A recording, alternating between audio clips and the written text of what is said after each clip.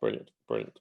So, so we had a great discussion today just on getting my package right, as you and I are discussing. And Yeah.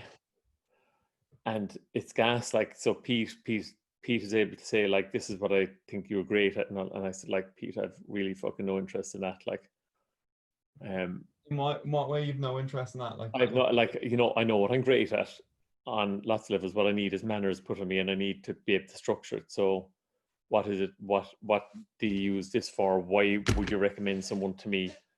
Not like as in, oh, because he's upstanding, it's like because he could do this, that, and the other. So my point, and to help in our discussions is, I know, if you take press pause as an example, I know what I bring to press pause on lots of levels. I want to capture that so that I could teach you how to do it. Yeah, because from the press pause calls, what is coming out of it for me is, so it's a space where people can reflect on their week and have a chance to press pause and to think about the bigger picture and to go deeper into themselves. And a lot of people on the call are coaches, are fellow coaches. And what I'm seeing is what's happening is it's coaches. It's almost like a support group for coaches almost. And people coaching each other or people coaching themselves. It's kind of what I was thinking about over the weekend. So Yeah, you packaging yourself as a coach for coaches makes sense in that regard. that's my whole sense. So I just want to package what I do well in that.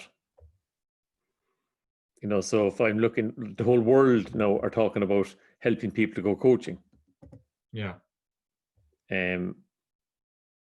But like, I've been doing it for fucking 30 years now. And why do you want to teach that? Well, I think why do I want to teach it? I think it's to help people get into a space, to realize what they could be doing. So it's not to take my methodology necessarily, but it's to realize that there's hangers I use, and as they use them, they could do that to use their own. It's to help. It's for me to identify that I go about things in pretty much a structured way, but it's just not obviously structured even to me. Right. But I know I'm doing stuff all the time, and I know that there's certain things I keep going to. So when we're on a group Zoom call like Press Pause and you're kind of pulling and dragging and shaping the conversation, there's techniques that you're using there that you'd like to elucidate. Yeah. And it's to identify those in me and about me as I do them. Well, that's interesting because, you could sit down with a coach and just be like, we'll just do this. But that's teaching from a place of unconscious incompetence. You want to become consciously competent about what you're doing and then be able to package that. Yeah. So maybe we could explore a bit about that on this call, because I've always talked about me wanting to go into some sort of coaching. And even that word coaching, everyone's a fucking coach. You know what I mean? Like, everyone's a life coach or a business coach. Like, there's something about that word that doesn't even sit well with me, but it's there's something about reflecting people to themselves that can be very powerful. And that's something that I've always been really excited to do more of, because I feel like there's something in me that helps bring that out of people, bring out that deeper side or the more bigger picture kind of conversations. So I'd love to learn from you some of those things that you're doing. And it sounds like you're looking to articulate and package exactly that. So what a great conversation for people to listen to then. So let's just dive into it. I mean, I'd love to hear some of the things that you do when you're coaching or when you're facilitating that you've seen as valuable that you think other people could do as well? Okay.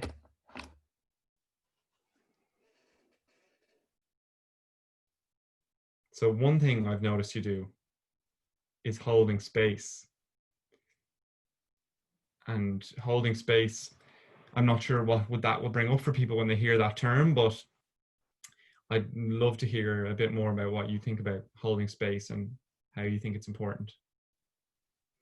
It really helps to not be overly intelligent. Should we write that one down? Do you want to write this down as No. I'll write these down as you're talking. Yeah. It does absolutely help to not be overly intelligent, to not overthink it. So it's to holding space. What does holding space mean? Oh, but before you go into that, can you just unpack that? Because there's a lot in there, I think. When you say it helps not to be overly intelligent, because I hear what you're saying there, overthinking things and being lost in your own head Absolutely. can, And trying to already, as you walk into a space, surmise what the space is about and be talking about what's going on in the space, what could happen in the space, who could be in the space, why are we in the space, what will the space do, what should I be doing in this space? Like, just turn up. right. And the challenge then is to just turn up and be open in the space. So that space is now you and I on a Zoom call, literally on opposite ends of the planet, on opposite ends of the time zones. So I heard a brilliant guru talking this morning who I passed on to you. Yeah. He said, so look up. So if I look up now, I'm looking up into a dark sky. If you look up, you're looking up into a morning sky. What are we looking up at? So when I look up, I'm looking up at you looking down, because that's the part of the world you're in, and vice versa. So being in a space means just actually holding it and saying it's okay. So now whatever's to come up will be okay. And I And think for a budding coach that has learned all this knowledge and learned all these ways of presenting and ways of talking to a group, and they're saying to you, but like, how do I get across all this great stuff I've learned? Isn't that what a job as a coach is to be passing on my knowledge to other people?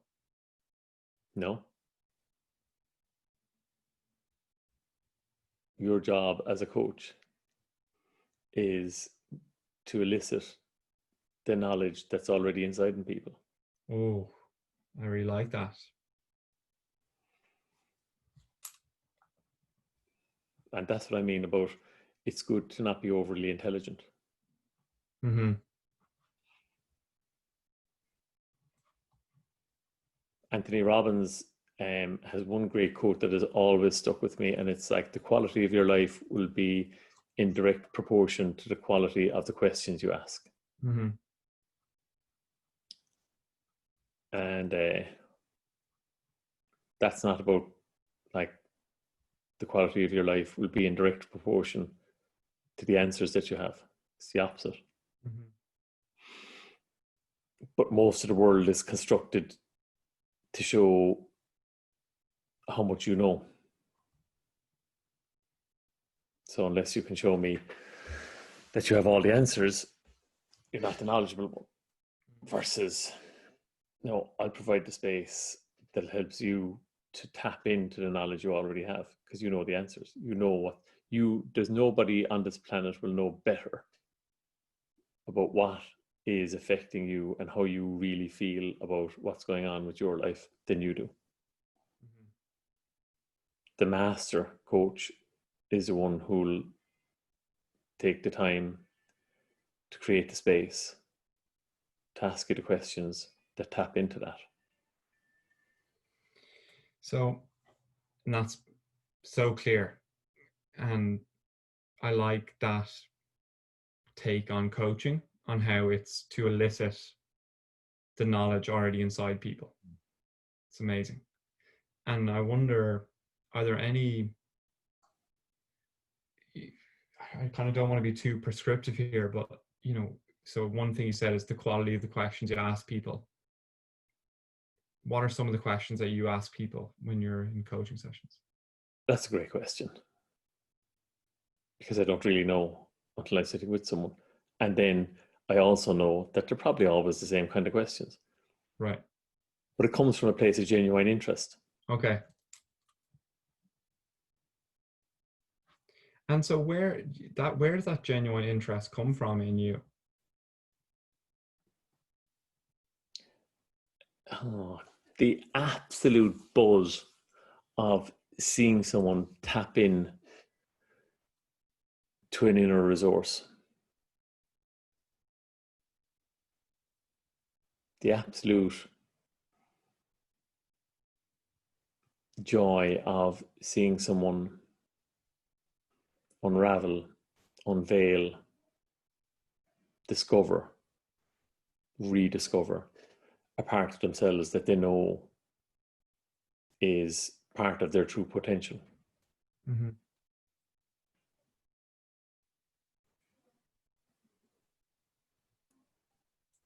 And it's realizing that that's a fabulous place to be with somebody.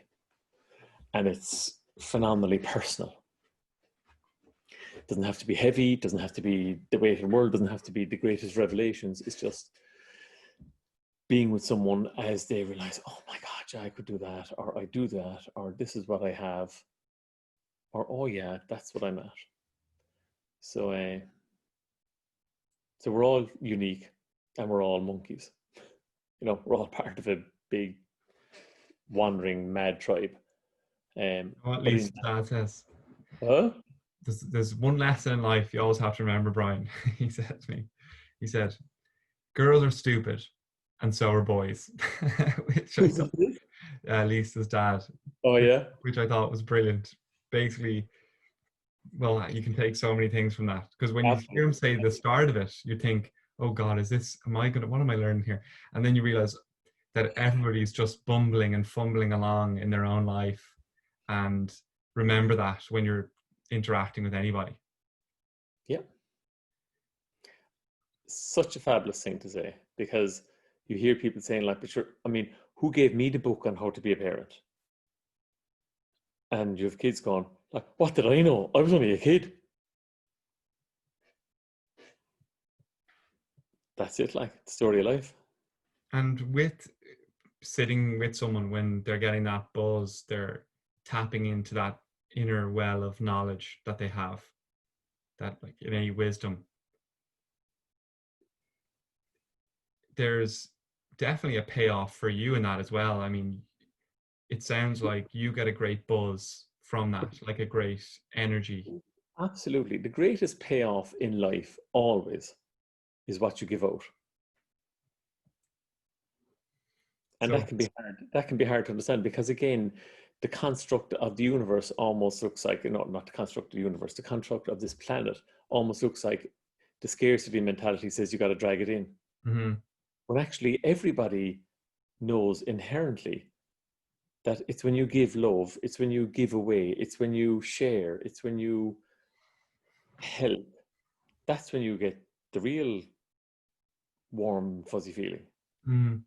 So the amount of people who tell you, like, I had 1 million and then I looked at 2 million, then I looked at 1 billion, like, none of it opposed me. But then you talk to someone who genuinely on the front line helped someone, you talk to somebody who sat with a friend and gave a listening ear, and the friend took a direction. You go like, wow, that's when I felt amazing. I felt amazing sitting, chatting, Mm-hmm. listening to someone, giving them the sense that they were being heard, but feeling myself that I was being listened to. How daft is that? So yeah, so when you say like the buzz I get, of course that's the buzz. And that's the great feeling of of someone saying, yeah, and it's in the simplest of ways, right? It's the simplest of things. It could be about the presentation I have to make today as a hedge fund administrator had to do to a global audience of execs and peers. And it's a presentation. And it's just the buzz of, okay, that's not what I'd normally do. That's not how I'd say it. That's not how I'd position it. But actually I do. And I did. And oh my God. And you just go, fantastic. The challenge for me is two things. One, not being attached to that. So like you feel, oh my God, I have to have that or I'm not worth anything. And the second is just being able to acknowledge it as a good thing and a part of the role you're playing in the planet. So when you say not being attached to that, not being attached to always helping someone to find that Or buzz. not being, yeah, or not being attached to your part in it. Yeah. Like, you know, how great, look at me, how great am I that I made this happen? No, you fucking didn't. I remember when I was working with SOAR and we used to go into schools to give emotional development workshops with kids. I used to feel disappointed if we didn't get someone to tears. You know, I really want people to experience their emotions, and tears was the way I saw people got there. You know, they were coming to a revelation about themselves, and it was kind of a joy and a release and a sadness. But I, maybe that's what I needed, and I was bringing that to the group. And really, what I learned about going to those groups is what'll come up is what the group needs, as long as the facilitators can get out of the way enough to not bring their own shit to the meeting, but also allow all their own stuff to be a mirror to the group. And it's And a mental balance between the two things. totally. And SOAR is the organization that was looking after the mental well-being and uh, tools and techniques for adolescents. Yes. So I get that, and that's part of the thing. So part of the challenge is, I think where I'm at the stage I'm at in my life is I've gone well beyond any guru stage, and I've gone well beyond any kind of need to be acclaimed worldwide or be the superstar. Um, at the same time, it's to, for myself, acknowledge that you're a part of amazing things happening as they happen. And that can be conversation with someone I love dearly over the last couple of days who lost a close friend, and just talking about life and how we got on with it, to, you know, any one of a number of conversations today about people running a business and dealing with the whole pandemic we are now and laying people off and handling that, and having the patience to know that they're going to have a rebound. And I don't mean a rebound as in like a second wave, but like that their business will come back. But that their role as the leader of this business is to hold space, as we're talking about, and be patient and learn a whole new way of being. To the guy who wants to get into maybe this type of work, but has been a million miles away from this type of work because he's run businesses and is now realizing that his story is part of a hugely dysfunctional family, but who'd want to hear his story and what would he have to bring to the world? And realizing, and I'm only 37, so have I anything to really say? It's just phenomenal. And to that guy then who's making this presentation, you know, so there's things happening on an ongoing basis for all of us. So the call you had as we came on this, and you're dealing with someone who's getting used to your platform and feeling comfortable and getting used to you and treating you like a close ally and someone who's helping him get it into his business. And, you know, it's all interaction. It's all happening. It's you know, you say, where am I wandering with this? It's you saying, like, that's an effect you've had on someone today. Mm, that is directly impacting their business, that's going to affect how they do things, could multiply their business to thousands of percents mm.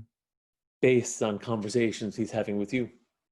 And I think that's a big thing that I'm learning is part of me is really drawn to work where I'm only having those big conversations with people about their life and family and things. And what I'm learning is you can bring yourself to any conversation in a certain way where you can have an effect on someone. It doesn't have to be who am I, what am I doing, how do I get through this situation. You can bring yourself as a person to interactions with people that will foster that innate knowledge already inside themselves. Absolutely. So the question is, how are you bringing yourself? Mm. So I've heard you ask that question a bunch of times, and I'd love to hear you unpack that a little bit, what Well, that means to you. and it's back to how you hold a safe space as part of it. It's like, how are you bringing yourself? So if you're bringing yourself with a genuine sense of inquiry, if you're bringing yourself with a genuine sense of wanting to know where someone is at, so that you can help reflect what they could do. So And if you're a coach, you're going to want to have a genuine interest and interest in people. You want to really want to help people. you want to be on your own path of self-discovery, and you want to be aware of what you're doing to bring yourself to a different place, because it's all about energy. So the energy you put out is going to be the energy that attracts people in. So as I'm talking to my client stroke friend now today, walking up a mountain, and he's part of a dysfunctional business family, let's call it, because you know we can put a label on anything, but that's the story he brings. Now if he brings that in a way that's him uncovering it, unpackaging it, and forgiving and learning how he has been in it, he will put an energy out to the world that attracts people that absolutely understand that as a way of life, and they see it and they'll recognize in him, like, oh my god, your story is my story, and I see it because of how you bring yourself. So being conscious of how you bring yourself will help you to understand who you're bringing around you then as well, and what you're bringing around you, and the circumstance you're creating for yourself. Oh, So when you say, unpack what I mean by how you bring yourself, it's like when you bring yourself from a place where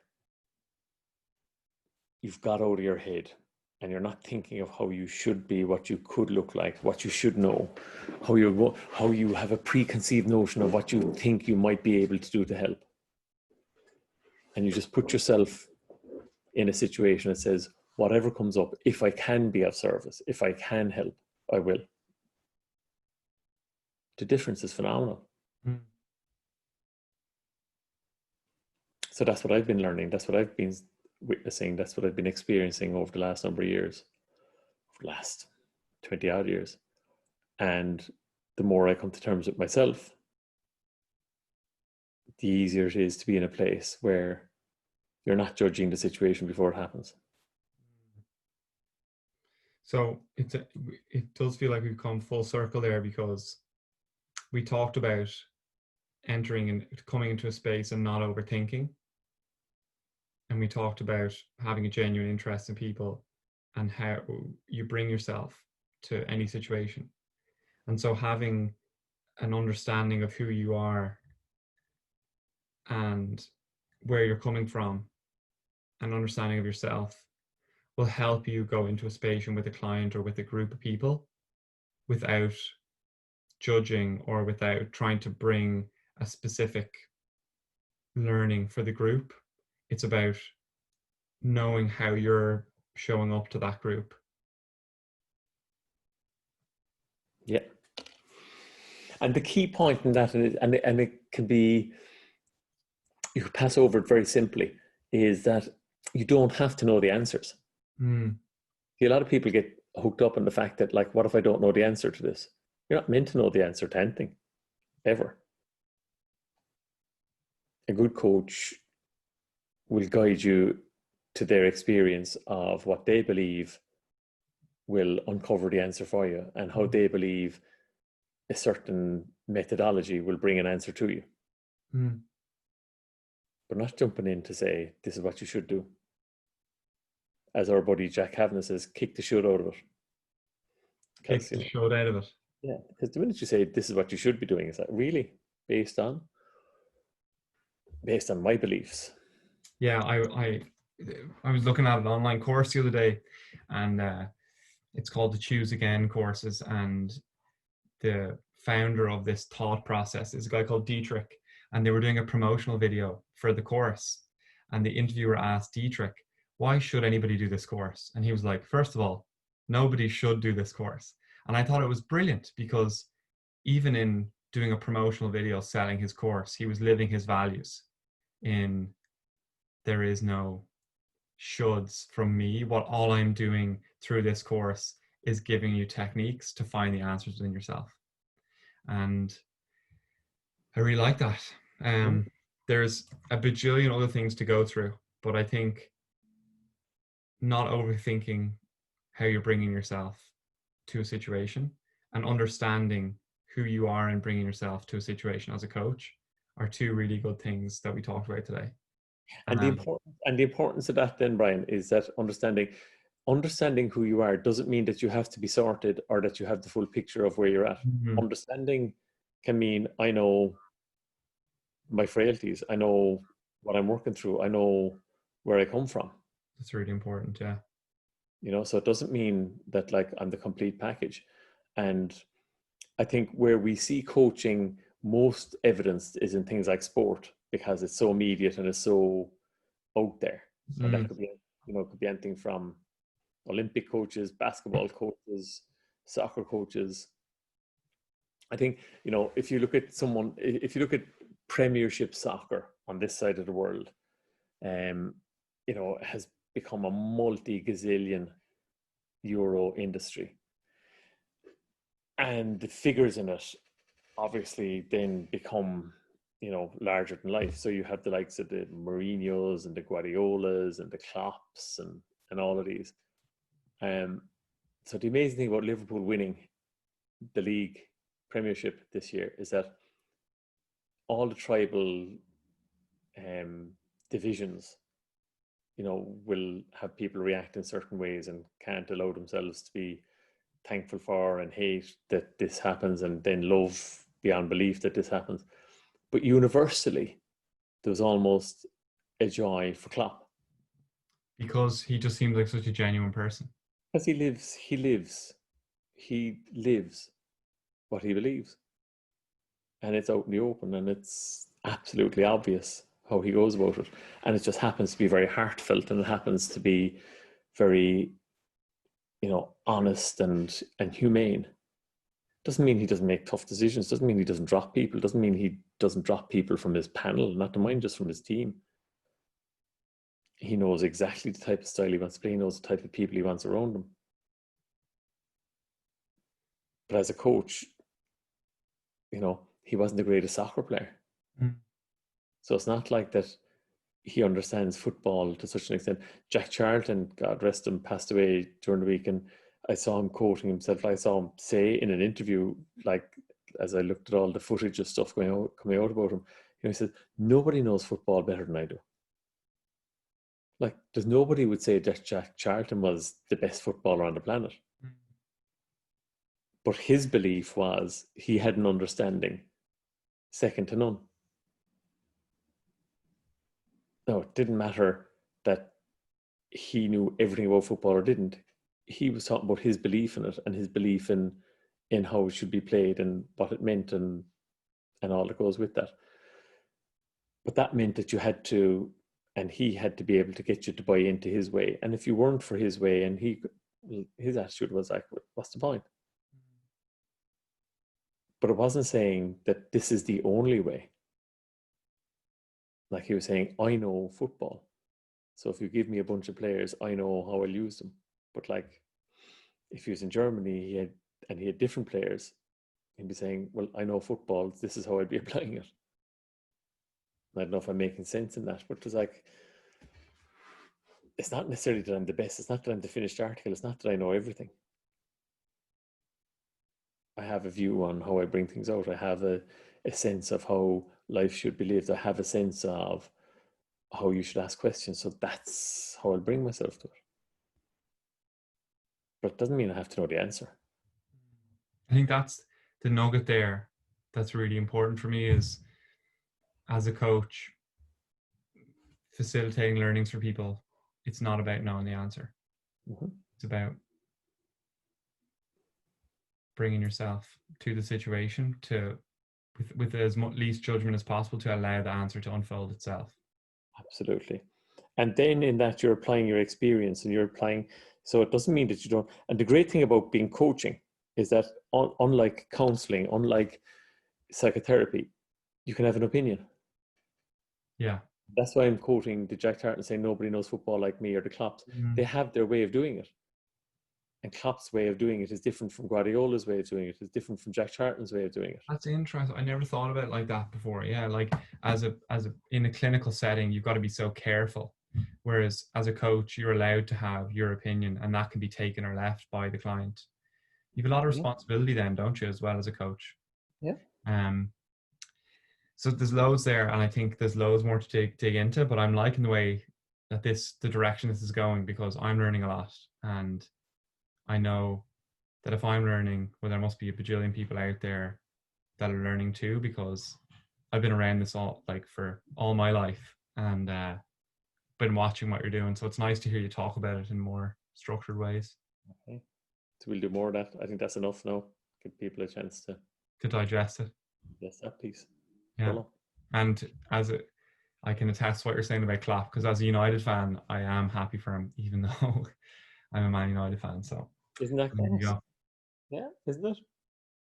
So I better run, because I'm actually meeting Lisa Hughes's contact, who just moved over here for a coffee, and I'm 5 minutes late already. So fine.